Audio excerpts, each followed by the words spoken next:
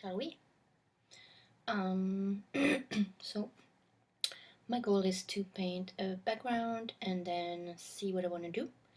I think I'm gonna try to paint a jellyfish for a project. So let's try, see what we can do. So I have for the background some big brushes. I think I'm gonna use, well, I just moved my studio to this smaller desk for this kind of art, and so I have kind of less supplies, but in a way it's a good thing. That's my big brushes. So this is a Chinese brushes with several brushes inserted, like several bunches of hair inserted in a piece of wood. It's kind of cool, but the hair comes off. Not ideal. But still, sometimes you want hair in your painting. What the heck. This one is something of the same nature. The hair is very similar, very thin. It does come off as well a little bit. It's made in China. Fairly typical of Chinese brushes nowadays. This is a makeup brush. It can work pretty good. Makeup brush. If you don't know what to do with them, art. And this is another makeup brush I've had for a long time and I really like it. It's awesome. So now that my paper is covered with hair, let's go. I already have some water in there and it's got a lot of pigment already in it, but that is going to be a good thing because I want a rich, interesting blue background. I'm obsessed with this one blue that I've been using everywhere. It's a peacock blue. It's called also sometimes a phthalo blue, dark turquoise blue you could call it. Maybe it's got more green in it, but it's blue-green. Perfect for painting the sea.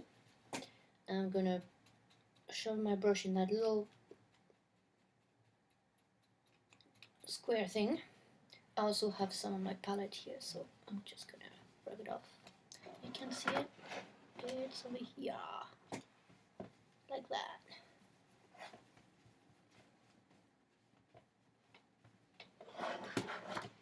And right now I'm just exploring and having fun, so there's no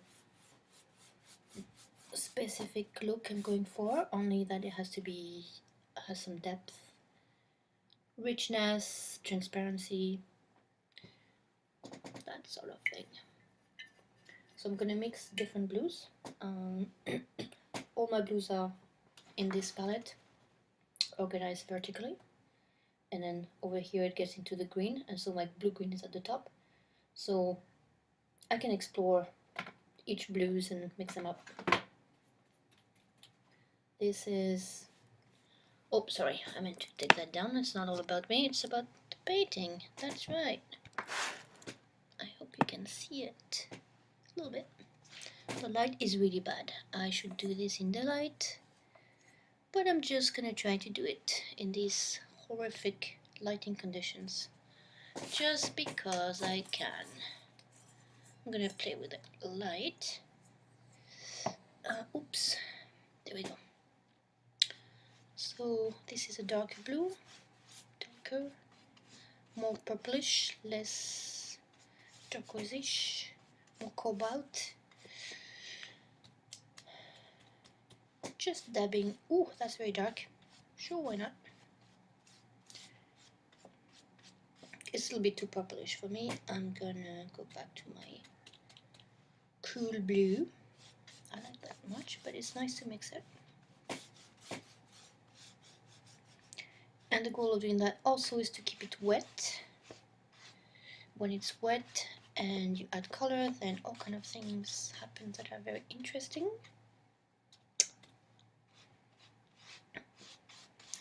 I think I'm gonna go for relatively dark, so I'm not afraid to add more.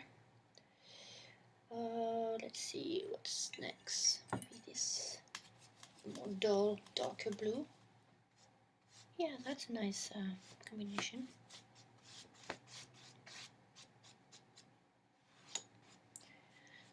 So I'm painting on a block, which make it easier in many ways. the paper expands, but it's um, glued at the edge. It's not glued on these edges for this particular brand. I would prefer if it was, but that's not a big deal. It allows me to brush past without worrying about the paper underneath, and it's nice and attached to the block, so it's stable. It's convenient. So when the color dries, it's not going to be that vivid, that bright, that rich. So never be afraid to make it very vivid, very bright when it's wet, because you're going to lose a lot of that while it dries. I might add some green. I have this gorgeous emerald green, as well as some deep forest green, which usually works for me because I'm actually not a painter passionate about the sea. I'm much more passionate about the forest, but this one time I'm getting into the sea theme. So at the bottom I might make it a little darker. What's this blue? I forget. Oh, it's all very nice. I like it. Very cool blues. Just a darker version of the one I really like. Perfect. It's a good time to add splotches and batches. I don't know if I want to do that. I might use a smaller brush. These are my medium-sized brushes, the one I use the most. Some of them are old and ragged, but they still work. As long as they have a great tip, that's what I want. This is not a very good one, but it doesn't matter in this case. So this is old. Because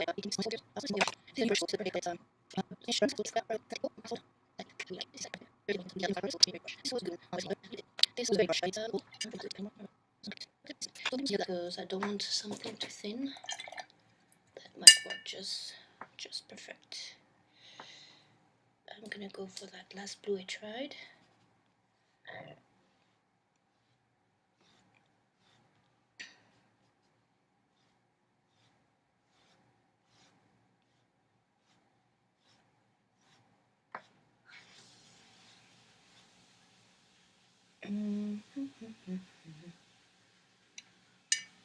I'm not trying to be realistic and really do like light effect. I could, but I can never be bothered to do this sort of thing.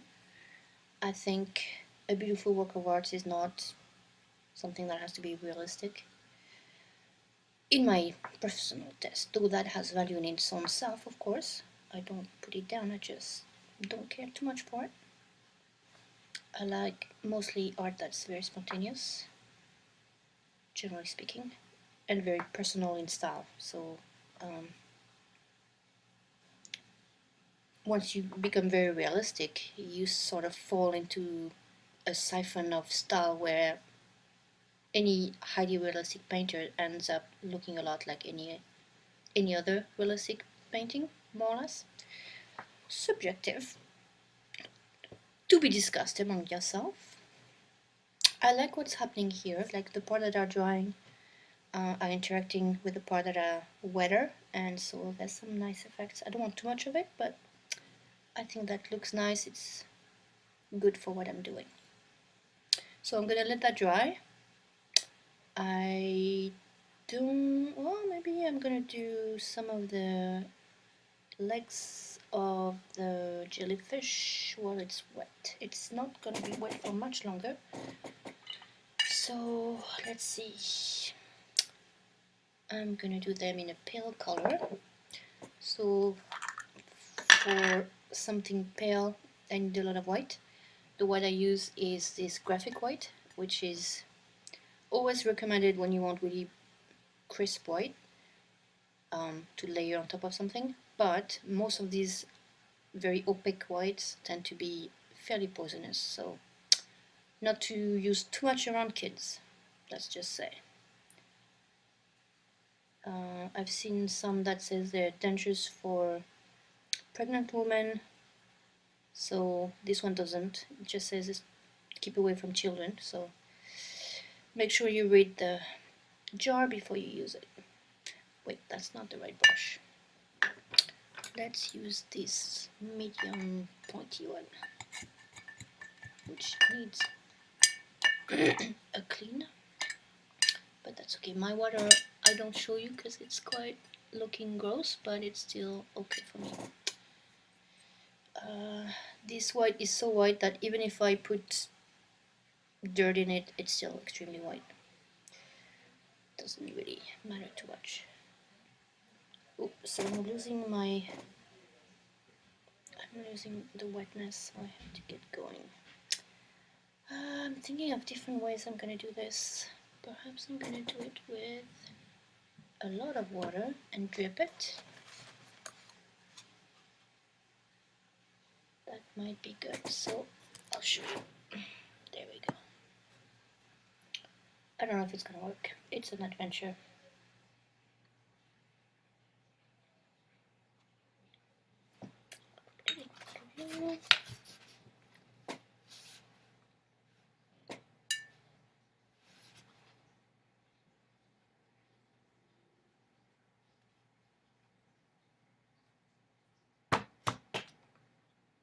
So I'm going to drip more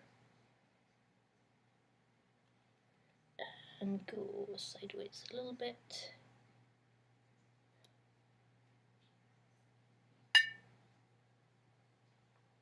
It's a funky way to make a jellyfish. It's fun. I want it to be a little realistic, not too much, but a little bit. So let's see. I'm gonna make a big mess of this whole thing. I can see that happening. Okay, some of them are gonna be extra long. That's fine. Okay, drip, you silly goof thing. Okay. Come on, go down, go down, go down. Come on, come on, go. You can do it. I know you can. There you go. Okay, that's a good amount of branches and thingies. So I'm gonna stop there. I guess this one can go. If you add water, it'll speed things up. You may lose a bit of the brightness, but might be okay. That's good. I'm happy with that. Put it down on my very wet board now. Let's see.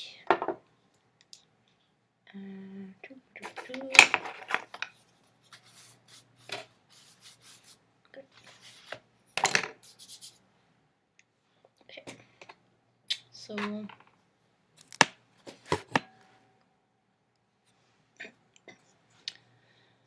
I'm gonna just finish the cap. It hasn't interacted with the background too much because the background was already quite dry, but it has a little bit, and maybe that's all I need. I'm happy with that.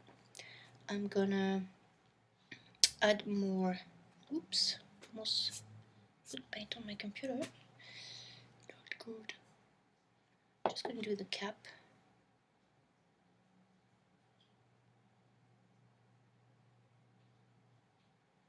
In as realistic as a way as I can master it. I have no idea what it's supposed to look like. Doesn't matter. It's a playful art. Oh, actually that looks pretty good. I'm happy with that. So, I just want to add some color. I think it's gonna be just a bit pinkish. That might be just right.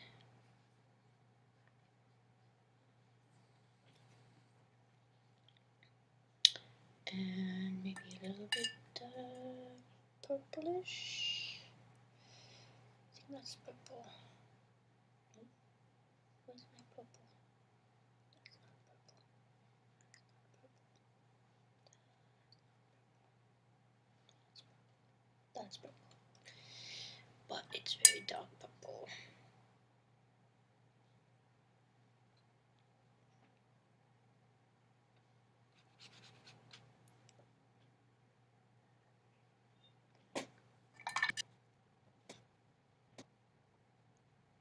It's working out nicely.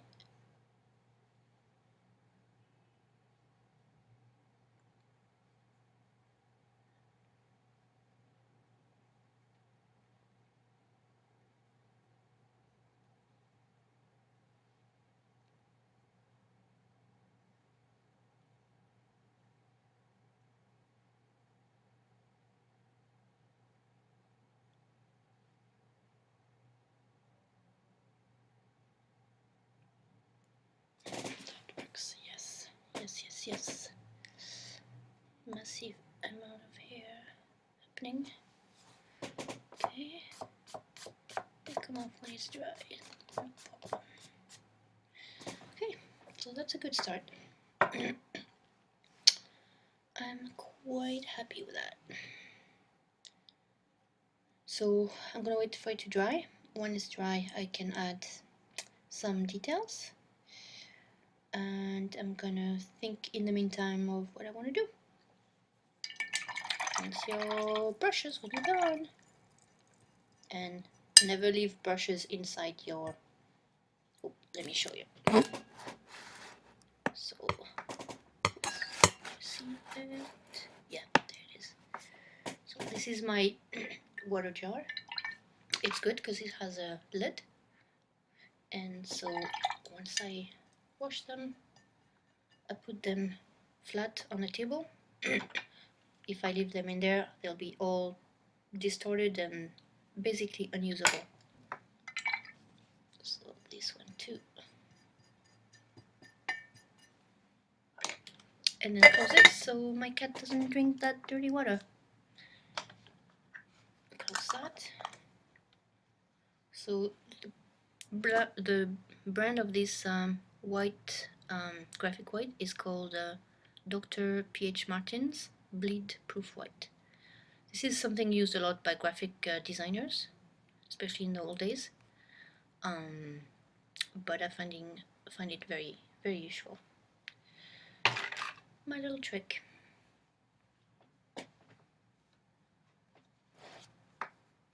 And I do stop that.